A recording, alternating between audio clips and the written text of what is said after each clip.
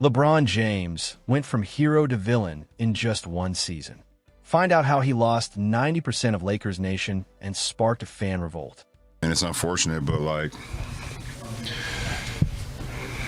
I don't know. Why do you want to be the face of a league when all the people that that cover our game and talk about our game on a day-to-day basis on everybody? I mean, that responsibility, it's just weird. It's weird energy from the people that I don't know, but Channing, he said it. He said it perfectly. Couldn't have said it no better. But Ant said he don't want it. Obviously, I didn't ask. How did the king of Los Angeles lose his kingdom in just one season? LeBron James, the man who brought a championship to the Lakers and was worshipped by millions, somehow turned most of Lakers fans against him. This is a fan base that defended him through everything, and now many want him gone. What really happened behind the scenes that the media won't report?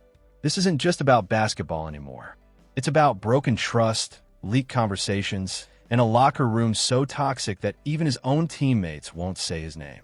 And the truth is darker than you think. I can fit in with anybody. I don't even understand why that was even a question. What's wrong with these people out here? I can fit in right away with anybody. 23rd season, it's insane. And just sharing the court with him, it's special. And he sees things that other people can't. So he's here to help us all. So it's amazing. And it's only his first game back, and he played amazing. So I'm excited to play some more. I thought it was better than expected. Let's go back to where it all began. In 2020, LeBron James delivered a championship to Los Angeles. The city went wild. Purple and gold everywhere. He was a hero, the chosen one who brought glory back to one of basketball's most famous teams. Fast forward to 2025, and that same fan base is burning his jersey outside the arena. What happened? Early in the 2025 season, something fell off. You could see it in how LeBron carried himself. His body language was different. His energy felt cold. Fans started noticing little digs in his post-game interviews. Comments that seemed small at first, but were actually shots at his teammates. "I can only do so much," he said after a tough loss in January 2025. At some point, guys have to step up and be professionals. On the surface, it sounded like leadership, but the players didn't see it that way. Social media blew up. Who was he talking about? The young players or the veterans? Nobody knew, but everyone had an opinion. Lakers forums buzzed, Twitter threads dissected every word, and Reddit users dug up old clips to compare his tone now versus before. Slowly, the story started to change. This wasn't just tough love, it felt like something else. Fans who once defended LeBron now began asking, is he the problem? While Rob's finding out, go ahead, Vinny, your thoughts on this. Okay, so a few things for me. Well, I mean, congratulations to Stephen A. I don't think anybody, especially in that space, deserves it more. But and you guys are going to see the conversation. I found it. Hang on, I found let's it. see this first. I found it. It's a minute. Is this a minute clip, Rob? A minute. Yeah, that's 14. one. Go for it, Rob. Go for it. He approached me during the game, and he said, "Stop effing with my son. That's my effing son. Stop effing." Here's where things got really messy. What you saw on TV was the clean version. Behind closed doors, it was a completely different story. Multiple sources, players speaking anonymously, described a locker room that felt suffocating. One teammate said, "It's not about basketball anymore. It's about control. Everything has to go through him. And if you step out of line, you're done." There was a practice in late January 2025 that didn't make ESPN or any major outlet.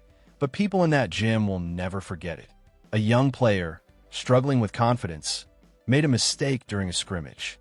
LeBron stopped everything and called him out in front of the team. Not just a correction, a full verbal breakdown. "You think you belong here? You think you're ready for this level?" The room went silent. Coaches stayed out of it.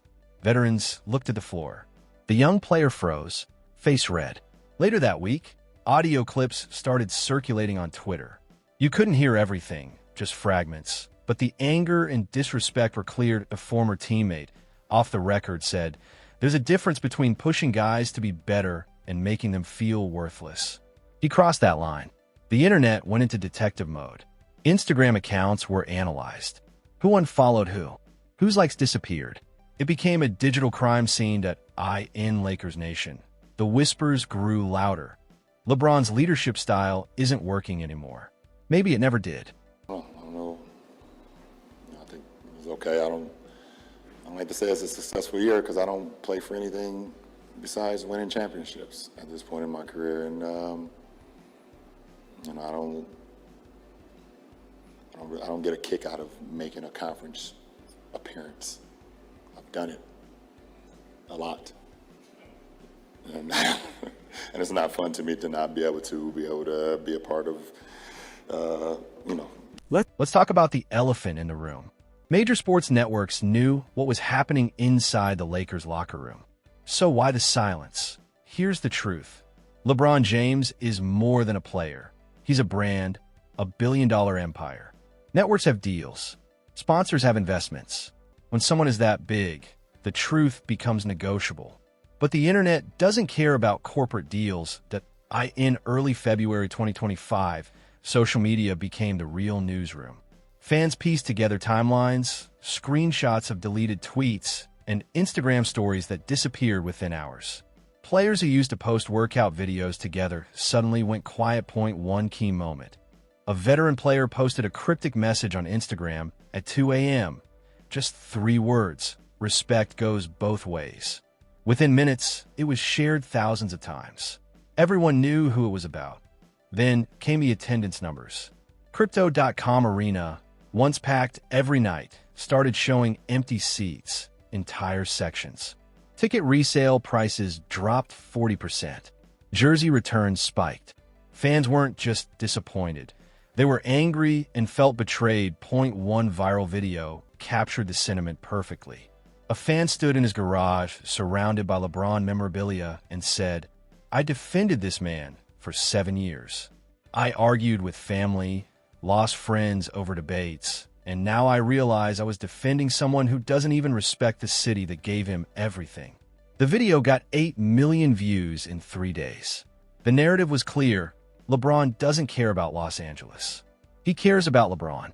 Then came the press conference that sealed his fate with Lakers Nation. February 14th, 2025. After a brutal blowout loss, LeBron sat at the podium, visibly annoyed. A reporter asked about the team's lack of cohesion, that he said, "This team isn't my responsibility anymore. I've done my part. I brought a championship here. What happens now is on everyone else." The room went silent. Cameras clicked. Reporters exchanged looks, unsure if they heard him right. Within an hour, the clip went viral. Twitter exploded. Hashtag #NotMyKing trended worldwide. Fans who had stuck by him through everything, the decisions, the Miami years, the return to Cleveland, finally had enough. One comment summed it up. You don't get to take credit for the wins and blame others for the losses. That's not leadership. That's cowardice. Every story has a breaking point. For Lakers Nation, it was the game against a team we can't name yet. The full details aren't public, but what happened that night in mid-February 2025 became the point of no return. The team was getting destroyed, down by 30 in the third quarter. LeBron sat on the bench with his arms crossed, stone-faced, while his teammates fought on the court. Cameras caught everything. No encouragement, no coaching, no engagement. Just nothing. At one point, a younger player came off the court, frustrated, and tried to talk to LeBron. He didn't even look at him, just stared straight ahead. The clip went viral on social media. One tweet read, "This is your leader," and got over 500K likes. Former Lakers legends weighed in carefully, without naming names, but everyone knew who they meant. One Hall of Famer said on a podcast, "Leadership isn't just about talent. It's about lifting people up when they're down. If you can't do that, you're not a leader, you're just a guy with good stats." The post-game interview made things even worse. Drop your thoughts in the comments. Let's debate. And if you want more untold stories the mainstream media won't cover, hit subscribe and turn on notifications. This is just the beginning.